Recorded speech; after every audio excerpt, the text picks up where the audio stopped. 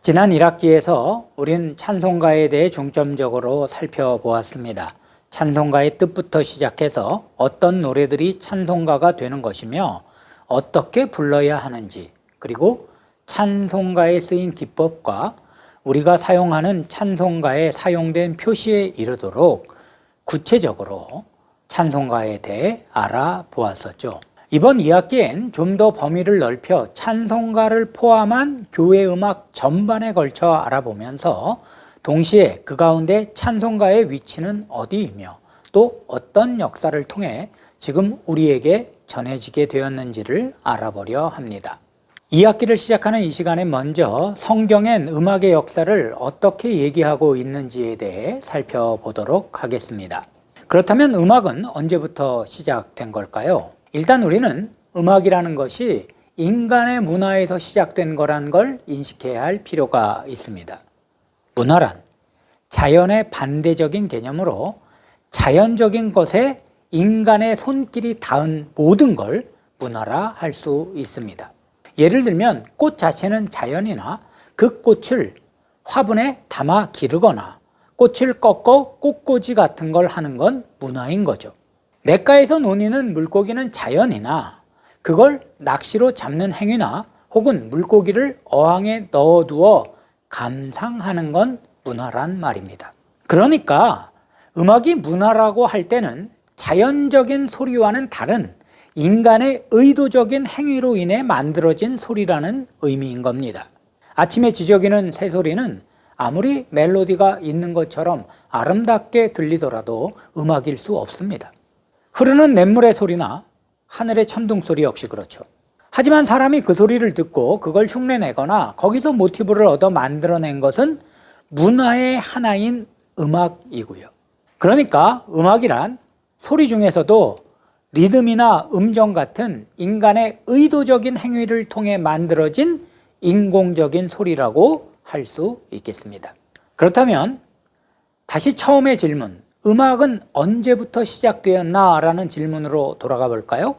음악이 문화라고 했으니 인간이 문화활동을 시작한 이후부터 음악도 시작됐겠죠. 그런데 음악이란 박자, 선율, 화성을 바탕으로 한 청각적이고 시간적인 예술입니다. 그래서 박자, 선율, 화성, 영어로는 리듬, 멜로디, 하모니 이 세 가지를 음악의 3요소라고 하죠.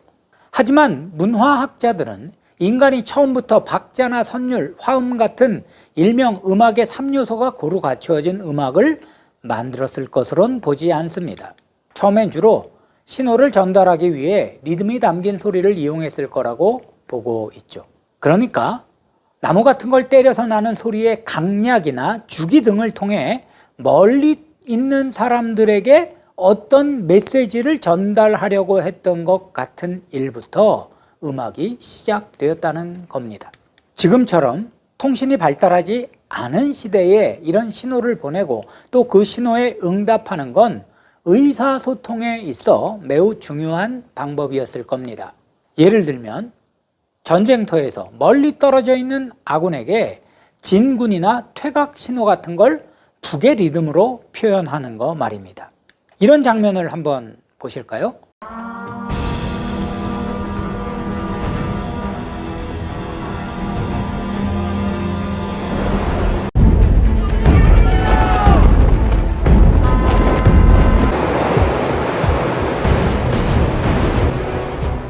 이렇게 처음엔 신호를 위해 사용된 소리가 점차 발전하여 음악이 됐다는 거죠. 아무튼 이런 것들을 통해 우리는 음악이 멜로디나 화성부터 시작된 게 아니라 리듬에서 시작되었다는 걸 알 수 있죠. 성경에도 리듬 악기들이 등장합니다. 시편 150편을 보면 소고, 큰 소리 나는 재금, 높은 소리 나는 재금 같은 악기들의 이름이 나오죠. 여기서 소고는 말 그대로 작은 북으로 현대적으로는 드럼의 스네어 같은 거라고 할 수 있을 것이고, 재금은 심벌지에 해당하는 것으로 큰 소리 나는 재금은 주로 저음이 나는 면적이 넓고 커다란 심벌즈이고, 높은 소리 나는 재금은 청명하고 맑은 소리를 내는 타격 면적이 좁은 심벌즈를 의미하는 것이죠. 이렇게 리듬은 음악의 3요소 중 가장 기본적인 거라고 하겠습니다. 선율이나 화성만으로는 음악이 될 수 없으나 오직 리듬만을 가지고는 음악을 만들 수 있으니 말이죠. 그 대표적인 것이 우리 민족만의 독특한 음악인 사물놀이 아니겠습니까? 세계적으로 다른 곳에서는 거의 찾을 수 없는 우리 민족만의 음악인 사물놀이는 북, 장구, 꽹과리, 징 이렇게 4종류의 타악기의 리듬만을 가지고 하는 연주로 선율이나 화음 없이 리듬만으로도 얼마나 멋진 음악이 연주될 수 있는지를 잘 보여주는 대표적인 예라 할 수 있죠.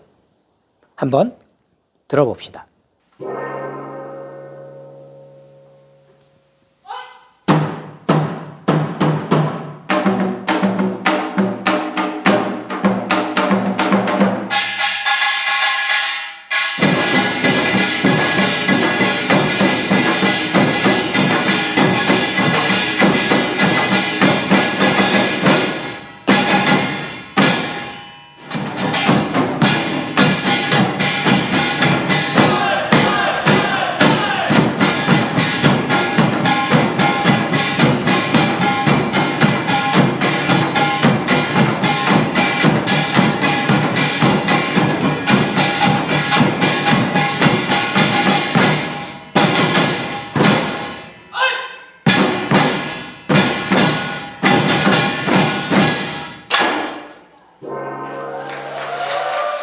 이 영상은 우리 교회 청년 청소년들이 올해 초에 태국 쌍크라부리 지역으로 비전 트립을 가서 연주했던 걸 교회에서 보고회를 하며 재현한 것입니다.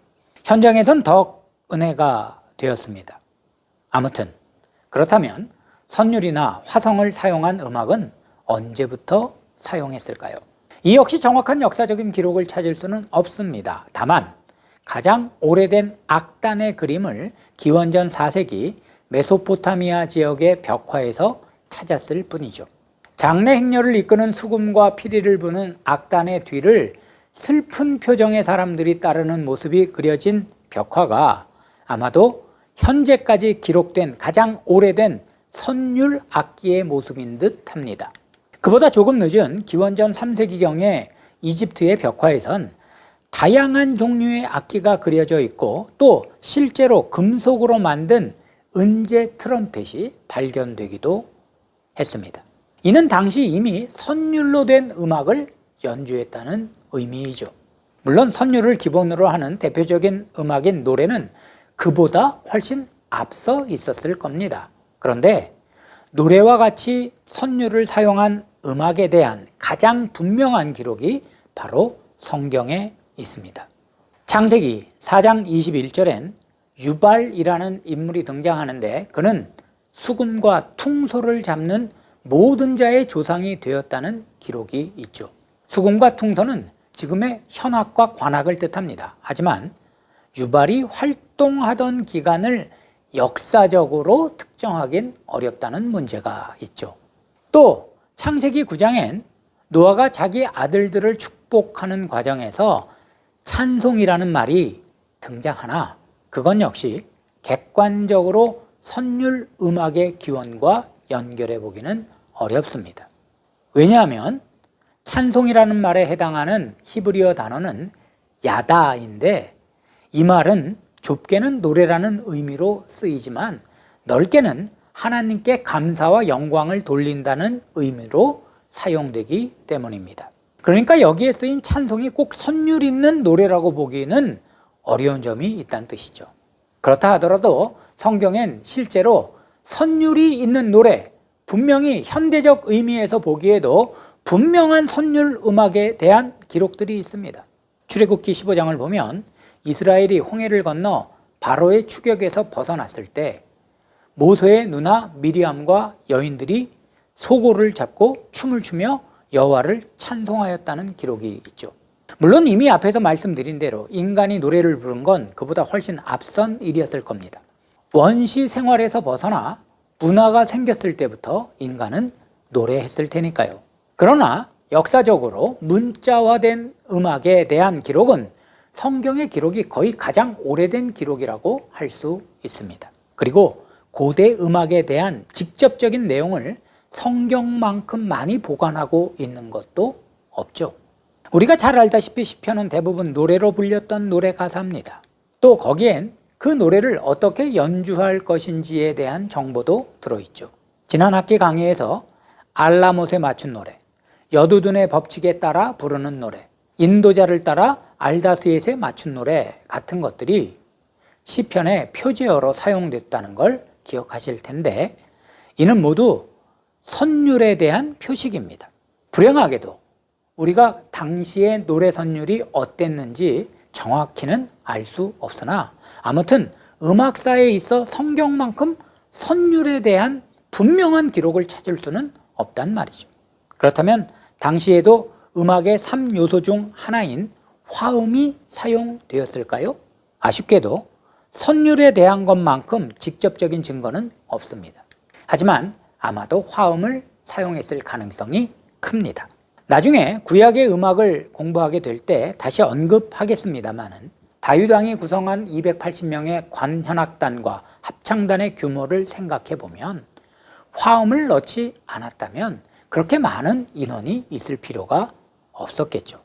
따라서 성경은 음악사적으로도 매우 중요한 사실들을 증언하고 있으며, 또한 성경을 하나님의 말씀으로 믿는 우리 기독교인들에게도 그만큼 음악이 중요하다는 걸 성경은 알려주고 있다 하겠습니다. 오늘 강의는 여기까지 하겠습니다.